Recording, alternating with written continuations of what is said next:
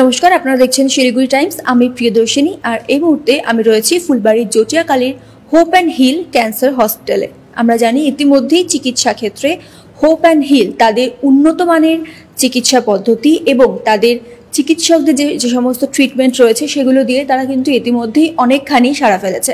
এবং আজকে আমরা এখানে এসে এই কারণেই উপস্থিত হয়েছি কারণ একটি জটিল সার্জারি, একটি জটিল অপারেশন তারা কিন্তু আজকে এখানে সফলভাবে সম্পন্ন করেছেন এখানকার যারা চিকিৎসকরা রয়েছেন তারা। এবং এই জটিল সার্জারি তারা কিভাবে সম্পন্ন করেছেন সেই বিষয়ে আমরা আজকে কথা বলবো। হুইপল সার্জারি বলা হয়ে থাকে, এটা কিন্তু ভীষণই জটিল একটা সার্জারি এবং যেটা সুষ্ঠুভাবে এখানে কমপ্লিট করা হয়েছে এবং যে পেশেন্ট রয়েছে সেই পেশেন্টও সুস্থভাবে আজকে এখানে চিকিৎসকদের সঙ্গে উপস্থিত রয়েছেন। আমরা তাদের সকলের সঙ্গে কথা বলবো যে এই কি সমস্যা হয়েছিল পেশেন্টের এবং এই সার্জারি কিভাবে সম্পন্ন হয়েছে আর এই হুইপল সার্জারিটা আসলে কি। নমস্কার, আমি ডক্টর সপ্তর্ষি ঘোষ। আমি একজন ক্লিনিক্যাল অনকোলজিস্ট শিলিগুড়িতে। আর হোপ অ্যান্ড হিল ক্যান্সার হসপিটালে আমরা সবাই যুক্ত এবং পেশেন্ট আমাদের কাছে আসেন বারবার বমি হওয়ার একটা কমপ্লেন নিয়ে। বেশ কয়েকদিন ধরে উনি এটা নিয়ে ভুগছিলেন এবং যা খেতেন সেটাই বমি হয়ে যাচ্ছে, এরকম একটা কমপ্লেন নিয়েই এসেছিলেন। এবং আমরা এন্ডোস্কোপিক বায়োপসি করি, সেখানটাতে খুব ভালোভাবে যে বারবার স্যাম্পল এসছে সেটা নয়, যে আমরা যে কোনো ক্যান্সার প্রমাণ করতে পেরেছি সেইভাবে হয়তো পারিনি।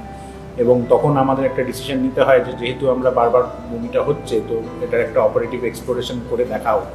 তো আজকে আমার খুব গর্ববোধ হয় যে আমাদের সঙ্গে একটা ফুল সার্জিক্যাল অঙ্কোলজির টিম আমাদের সঙ্গে 24/7 জড়িত আছে। ডক্টর বিশাল মুখার্জি, ডক্টর সুদীপ হালদার আমাদের head of the department, doctor Masuk Ali আমাদের অঙ্কো অ্যানেস্থেশিয়ার হেড অফ দ্য ডিপার্টমেন্ট, আর আছেন আমাদের সুস্থ হয়ে যাওয়া পেশেন্ট যে আমাদের সঙ্গে আছেন। তো আমি বলবো ডক্টর সুদীপ, মাসুক এবং বিশালকে এরপরের স্টেপগুলো সব বলতে কীভাবে কী হলো না হলো এবং এর বিষয়ে বিস্তারিতভাবে যেন সমস্ত কিছু আপনাদের সামনে রাখেন।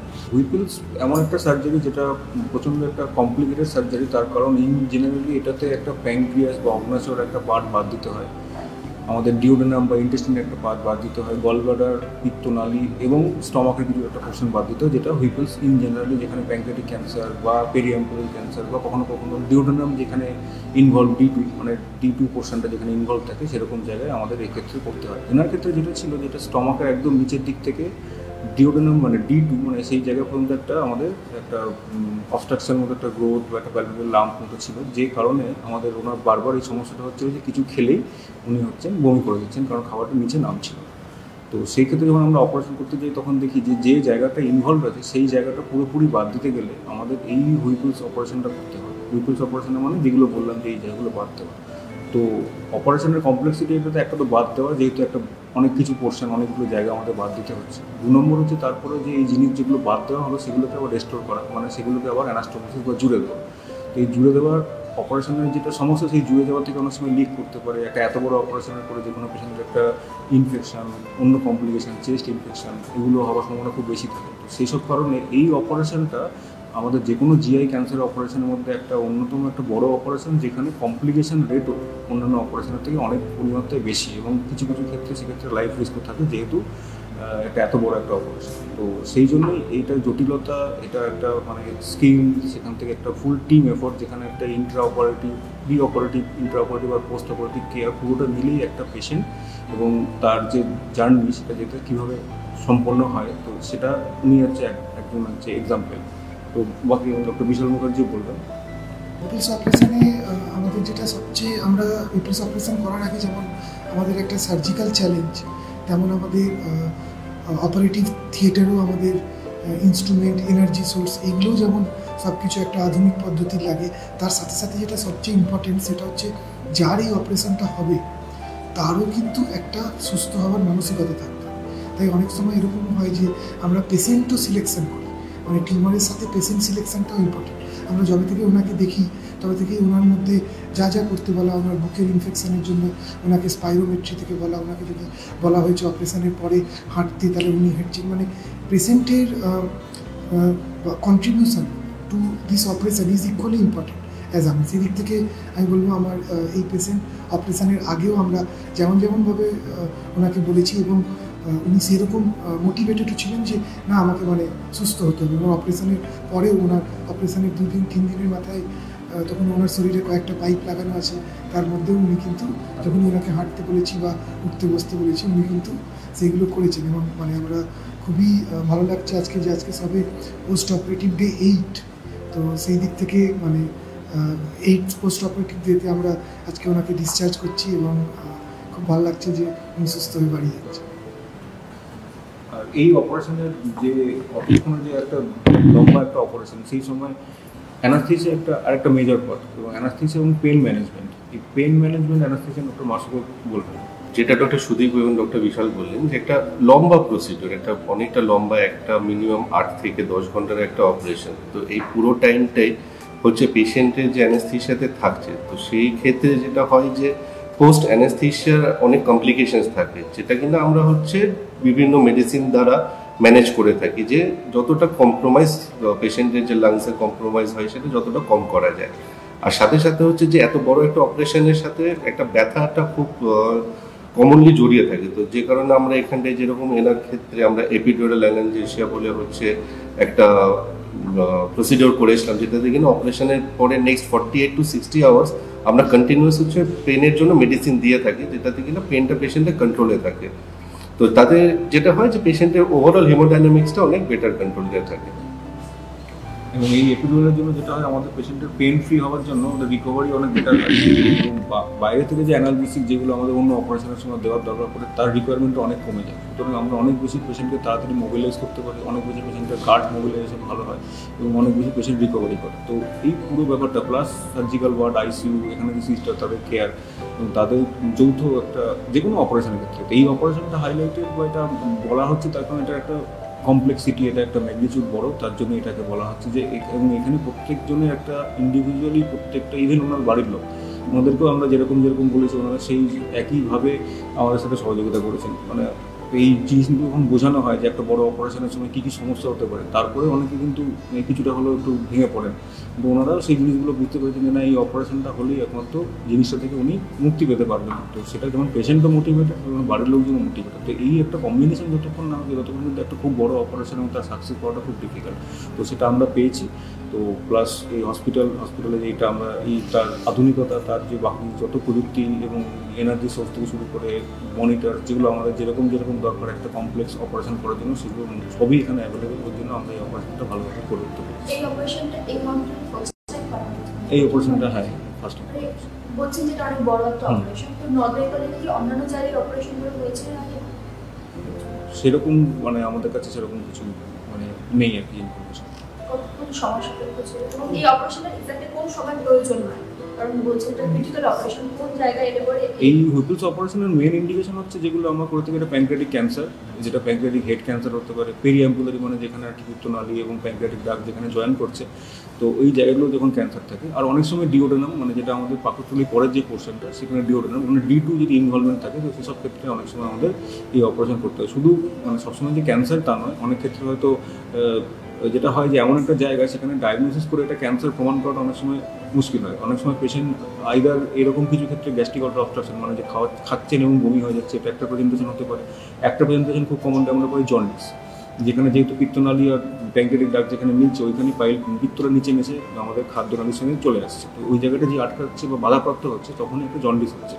তো এই জন্ডিস বা এই খাবারের সমস্যা, এগুলো একটা কমপ্লিকেশন, এইটা একটা সমস্যা নিয়ে আমাদের কাছে পেশেন্ট আসে। তো এগুলো অনেক ক্ষেত্রেই ক্যান্সার হয়, কিন্তু কিছু ক্ষেত্রে অনেক সময় হয়তো ক্রনিক প্যানক্রিয়াটাইটিস হতে পারে, কিছু ক্ষেত্রে ডিউডেনামে কিছু নিজস্ব গ্ল্যান্ড থাকে, বুলনাস গ্ল্যান্ড, হাইপারপ্লেসিয়া, এগুলো হতে পারে। অনেক কিছু ক্ষেত্রে বিনা, ইভেন টিবির ক্ষেত্রে অনেক সময় আমরা এটা দেখেছি যে হয়তো আমরা ক্যান্সার ভেবে ওটি করলাম, পুরো দেখা গেলো সেক্ষেত্রে হয়তো একটা ইনফেকশন বা টিবি বেরোলো। বাট এই অপারেশনটার জায়গা এটাই যে যদি আইদার জন্ডিস বা খাদ্যনালী কোথাও আটকে যাবে। ইন জেনারেলি খাদ্যনালী আটকে গেলে আমরা স্টমাকের ক্যান্সারই ভাবি, কিন্তু এটা স্টমাক থেকে নিচে অব্দি গিয়ে D2 মানে ডিউডেনামে যে পোর্শনে ইনভলভমেন্ট ছিল, সেই জায়গাটা বার করতে গেলে আমাদের এই হুইপলস অপারেশনটা করতে হবে।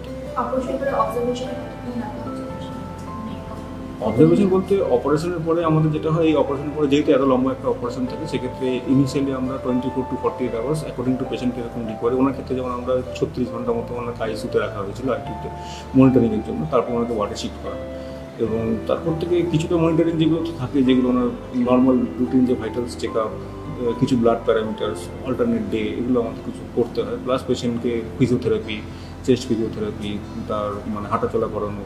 আমাদের একটা অপারেশনের সময় আমরা ফ্রেকার টিউব, যেটা আর কি একটা নেসোজেনিনাল টিউব বলে, যেটা আমরা অ্যানাস্টোমোসিস যেখানে জোড়া হয়েছে তার থেকে পার করে নিচে দেওয়া থেকে, সো দ্যাট আমরা সেকেন্ড পোস্ট অফ ডে থেকে আমরা নিউট্রিশন, যেটা আমরা একটা তো নিউট্রিশনের পেরিফেরাল মানে ভেনের মাধ্যমে নিউট্রিশন, একটা আমরা গার্ড যেটা আমরা নর্মালি খেয়ে থাকি। তো আমরা তখন খাওয়ার মতো কন্ডিশন নেই, কিন্তু পাইপটা দেওয়ার কারণে ওটা দিয়ে আমাদের খাওয়ানোটা চালু করা হলো, এবং আস্তে আস্তে তাতে কি হয়, খুব তাড়াতাড়ি আমাদের গার্ড রিকভারিটা অনেক বেটার হয়। তো এই সব কিছু মিলিয়ে এটা থাকে। তো ইন জেনারেলি মানে অনেক সময় পেশেন্টের একটা 2 সপ্তাহ সময় ভর্তি থাকতে হতে পারে। অনেক রকম কমপ্লিকেশনের বলতে এটা ব্লিডিং একটা খুব ইম্পর্টেন্ট কমপ্লিকেশন, চেস্ট ইনফেকশন, আর এই যে জায়গাগুলো জোড়া হয়েছে সেই জায়গাগুলো থেকে অনেক সময় লিক হতে পারে, মানে অ্যানাস্টোমি যেটা জোড়া হচ্ছে সেই জোড়া থেকে অনেক সময় লিক হতে পারে। তো সেই জায়গাগুলোকে আইডেন্টিফাই করা এবং তার কমপ্লিকেশন ম্যানেজ করাটা অনেক সময় ডিফিকাল্ট বা চ্যালেঞ্জিং সিচুয়েশন আসতে পারে। তো সেইগুলো থেকে ওনার যেমন একেবারেই আনইভেন্টফুল, ইভেন উন্ড ইনফেকশনও হয়নি, কিছুই হয়নি। তো এটা একটা আমাদের বাড়তি পাওনা যে উনি এই অপারেশনটা সম্পূর্ণভাবে এই 7-8 দিনের মধ্যে খুব ভালোভাবে সুস্থ হয়ে উঠেছে। হুইপল সার্জারি, এই কঠিন সার্জারি যে পেশেন্টের করা হয়েছে এবং যার জন্যই আজকে হোপ অ্যান্ড হিলে আসা, সেই পেশেন্ট আমাদের সঙ্গে রয়েছে, তার সঙ্গে আমরা কথা বলবো। আপনার নাম? মমতা রায়। আপনি কোথা থেকে এসেছেন? ময়নাগুড়ি থেকে। কি হয়েছিল আপনার? আমি খাইতে পারি নাই, খেলে বমি হয়েছে, কোনো খাওয়া জিনিস হজম করতে পারি নাই, খেলে বমি হয়েছিল আর পেটে ব্যথা ছিল, কিছু খায় আর থাকতে পারি নাই। তারপরে আপনি কিভাবে এই নার্সিং হোমের কথা জানতে পারলেন এবং এখানে এই নার্সিং হোমের কথা আমি তো জানি না, ওই যে আমার মেয়ে আমার ভগ্নিপতিকে জানাইছিল, আমার ভগ্নিপতি নিয়ে আসছে। কতদিন আগে এসেছিলেন? এই তাও 15 দিন আগে। এখানে তো আপনার ট্রিটমেন্ট হলো এতদিন ধরে, এখন আপনি কি বলছেন চিকিৎসকের, আপনি এখন একদম সুস্থ? এখন তো ভালো আছি, মনে করো যে সুস্থই আছি আর কি। এখন পরে কি হবো না হবো এটা তো আর বলতে পারবো না, এখনকার মনে এত সুস্থ আছি। যে এতদিন এখানে ছিলেন, ট্রিটমেন্ট হলো, এখন আপনি সুস্থ আছেন, তো এখানে সবার যে ব্যবহার বা গোটা হসপিটালের সমস্ত পরিষেবা সমস্ত কিছু আপনার কেমন লেগেছে? ভালো লাগেছে, ভালো করছে সবাই, আমার ভালো ট্রিটমেন্ট করছে, ভালো যত্ন করছে, ভালো ব্যবহারও করছে, কেউ খারাপ করে নেই। যখন যেটা তখন সেটা খাওয়াইছে, কোনো খারাপ করে নেই। আজকে আপনি সুস্থ এবং বাড়ি ফিরে যাবেন হয়তো আর কিছুক্ষণ বা কিছু ঘন্টার মধ্যেই, তো কেমন লাগছে? আনন্দ লাগছে? ভালো লাগছে, এখনই যাব বাড়িতে। এইটুকু কাজের জন্য খালি অপেক্ষা করে আছি। পেশেন্টের ফ্যামিলি তারাও রয়েছে আমাদের সঙ্গে, আমরা কথা বলবো যে আপনারা এখানে এলেন, ওনাকে কিভাবে নিয়ে এসেছিলেন, এখন আপনারা দেখতে পাচ্ছেন, কিভাবে দেখছেন, কি বলবেন? এখন তো ভালোই, মা ভালোই বলছে, ভালো লাগতেছে, ভালো আছে, খাওয়া দাওয়া করতেছে। আগে তো ভারী কিছু খাইতে পারে নাই, এখন তো মানে মোটা শক্ত খাওয়া খাচ্ছে আর কি। বাড়িতে তো সেটাও খেতে পারেনি, শুধু রস জুস এরকমই খাইছে। এখানে যেভাবে ট্রিটমেন্ট হয়েছে আপনারা খুশি তাতে? হ্যাঁ, খুব ভালো। আমি তো অপারেশনের আগে তো চিন্তিত ছিলাম, তারপরে অপারেশনের দিনও চিন্তিত, তারপরে মার সাথে রাত যেদিনে অপারেশনটা হয় ওই দিন রাত 11টার দিকে রুমে ওটিতে আইসিইউতে আসছি, ব্লাডটা দিয়ে গেছি, মা তো আমাকে সাড়াই দেয়নি। তারপরের দিন সকালে আমি মার সাথে মানে চোখ মেলে তাকাইছে, সাড়া দিচ্ছি, তখন ভালো লাগছিল। এখন ভালো লাগতেছে, ভালো আছে, এই আর কি। একটা কঠিন অপারেশন যেটা হোপ অ্যান্ড হিলেও প্রথমবার করা হয়েছে এবং প্রথমবার সেই অপারেশনেই কিন্তু সফলতা পেয়েছেন চিকিৎসকেরা, এবং যিনি পেশেন্ট ছিলেন তিনি এখন বর্তমানে সুস্থ এবং আর কয়েক ঘন্টার মধ্যে হয়তো তিনি স্বাভাবিকভাবেই তার বাড়িতে ফিরে যাবেন। তাই চিকিৎসকেরা একদিকে যেমন খুশি, ঠিক তেমনভাবেই কিন্তু পেশেন্ট এবং তার পরিবার যারা রয়েছে তারা কিন্তু সকলেই খুশি, কারণ হোপ অ্যান্ড হিলে এখন বর্তমানে অনেক ভালোই চিকিৎসা হচ্ছে এবং যে কারণেই কিন্তু পেশেন্টরা চারিদিক থেকে তারা কিন্তু আসছেন এখানে ট্রিটমেন্ট করাতে এবং ডাক্তারের সঙ্গে কনসাল্ট করতে। তো আপনাদের যদি কোনো রকম কোনো অসুবিধা থেকে থাকে তাহলে আপনারা কিন্তু একবার এখানে এসে কথা বলে দেখতে পারেন, কারণ আপনাদের অনেক সমস্যার সমাধান কিন্তু এখানে হতে পারে।